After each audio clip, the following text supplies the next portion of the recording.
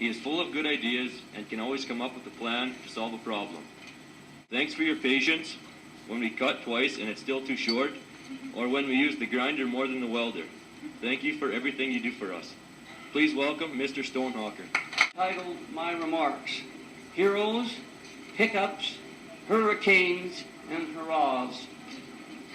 A hero to me may not be a hero to you, but we must all have some heroes that can be like a polar North Star, steady, immovable, a bright light in our lives. Who is your hero?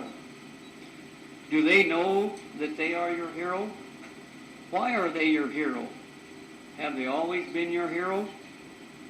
Heroes don't have to be rich, famous, or the Hollywood type. Our heroes change as we change and mature. As a kid, we only had radio programs. That makes me ancient. And the Lone Ranger was my hero. He would arrive at the story scene on his white steed Silver in the nick of time to rescue a damsel in distress and vanquish the villains. The Lone Ranger is long, long gone, but I'm still drawn to dramas in the media or real life where right and justice prevails and the villains are still vanquished or receive their due. As a young man, my mother became my hero as I realized the sacrifice, the effort, and the dedication she exhibited in her life for all those around her. At the age of 13, she walked all the way from southern Alberta to Cherry Grove, a distance of 600 miles, herding her family's 300 head of sheep. She was only able to complete most of grade 10 education, but practically she had a degree in psychology, home economics, horticulture, and community support system. And now in my senior years, my wife is my hero. As I've watched her battle cancer 3 times, she never complained, but always has a cheerful smile and a sincere thank you whenever she receives help. Choose your heroes wisely. You have the freedom and agency to choose whomever you want for your hero, but you do not have the freedom from the consequences of following your hero. The example of your hero should lift you up, not bring you down. They should bring the best out of you, not the worst. As you travel the road of life, you'll often run into hiccups. You've already had a few of them. That pimple or blemish that appeared just before that special date. Thank heavens for cover-up. The computer crashed, losing your project, which was nearly completed. Your car had a flat tire and you were late for work. You were never late for school. You misplaced the grad book with all the information in it. That's an inside joke.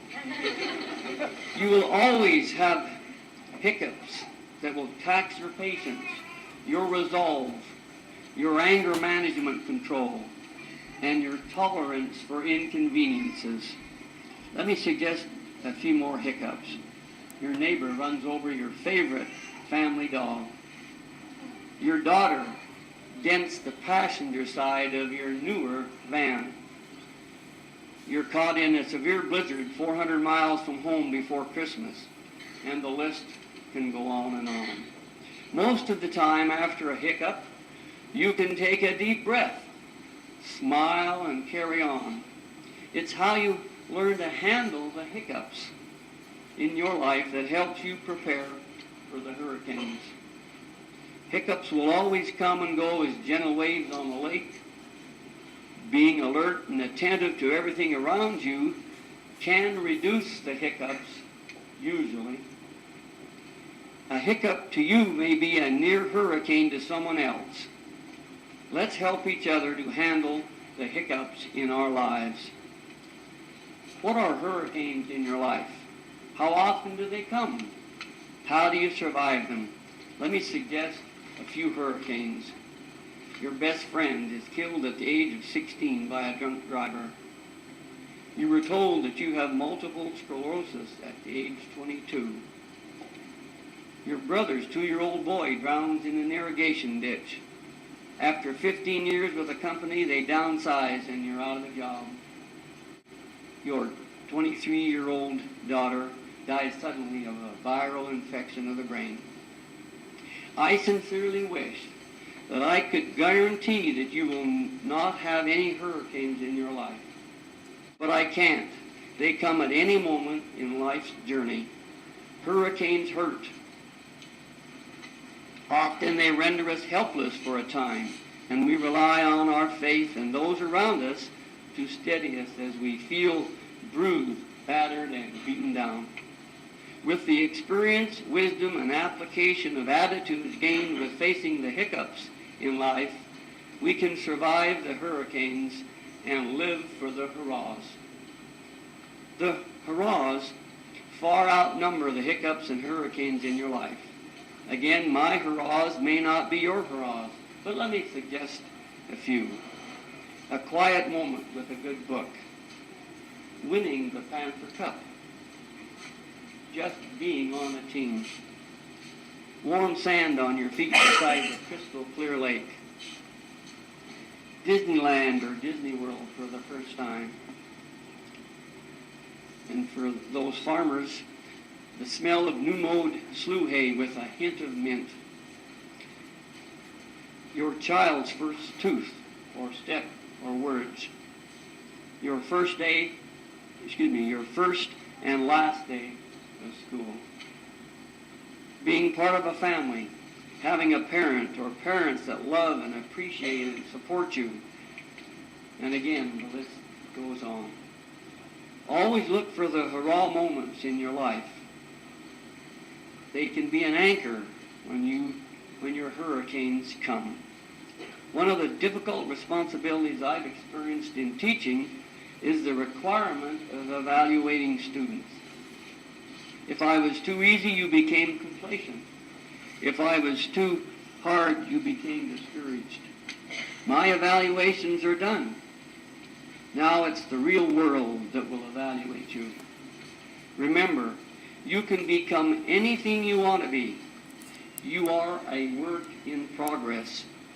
We are sending you out into the world where you will have the dents, the scratches, the glue marks, the slag pockets, the pinholes, the missed stitches, and the forgotten ingredients in your recipes. And these parts of your character will be sanded and filled and added and fixed and buffed and polished, and you'll become strong, upstanding citizens in the towns and communities you'll choose to live in. We thank you for allowing us to sand and polish a few rough edges these last 12 years of your life. Today is truly a hurrah moment in your life. You won't remember what was said, but you will remember how you felt about reaching this goal in your life. Please remember the 6 B's. Be honest. Honesty is still the best policy. Remember the 4 no's. I will know, you will know, the earth will know, and heaven will know if you're honest. Be wise. Wisdom is the careful application of knowledge. You've had 12 years of knowledge now, and you'll have 70 years to obtain wisdom. Be careful with your life. Have a plan. Don't just let your life happen. Make more of a mark with your life than carving your name on your desk or spraying grad graffiti on the school wall.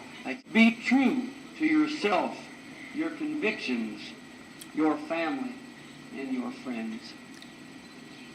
Be diligent. Success in life is still spelt W.O.R.K. Work at every aspect of your life. Be yourself. Develop your special talents.